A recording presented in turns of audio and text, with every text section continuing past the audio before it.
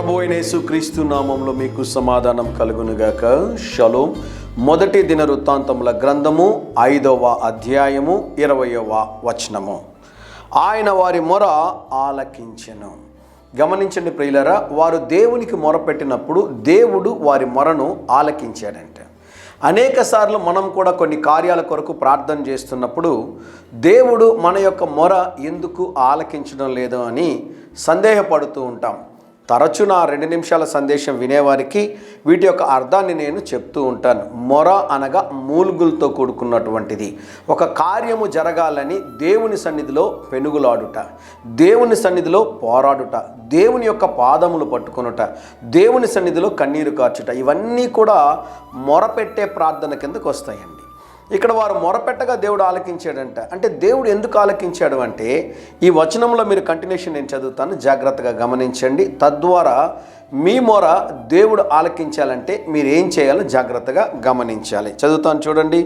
యుద్ధమందు వారు దేవునికి మొరపెట్టగా, ముందు సమస్యల్లో ఉన్నప్పుడు, యుద్ధంలో ఉన్నప్పుడు, పోరాటంలో ఉన్నప్పుడు వారు దేవునికి మొరపెట్టారంట. మరొక ప్రాముఖ్యమైన మాట ఇప్పుడు చదువుతాను, జాగ్రత్తగా గమనించండి.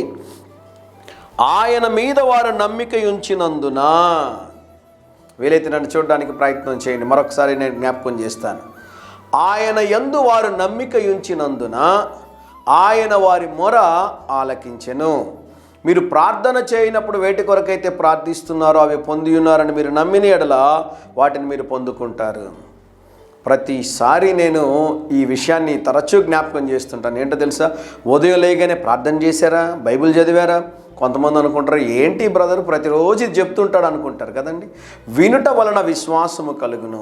మీరు అనుదినము ప్రార్థిస్తున్న వ్యక్తులైతే, మీరు అనుదినము దేవుని వాక్యాన్ని చదువుతున్న వారైతే ఆయన యందు మీరు నమ్మిక ఉంచగలుగుతారు, విశ్వాసం ఉంచగలుగుతారు. కనుక నమ్మకముతో విశ్వాసముతో చేసే ప్రార్థనలు ఆలకించబడతాయి.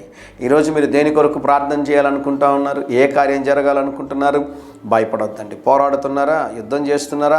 అది శారీరకమైన సమస్య అయి ఉండొచ్చు, ఆర్థిక సమస్య అయి ఉండొచ్చు, కుటుంబ సమస్య అయి ఉండొచ్చు. అయితే మీరు మొర పెడితే మీ మొరను ఆలకించే దేవుడు ఉన్నాడో ఆయన పేరు ప్రభు అయిన యేసుక్రీస్తు. అయితే విశ్వాసముతో మీరు ప్రార్థన చేయాలి. ధైర్యంగా ఈ దినాన్ని ఎదుర్కోండి.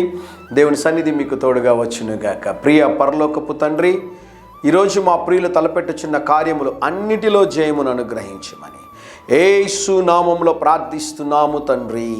Amen, amen.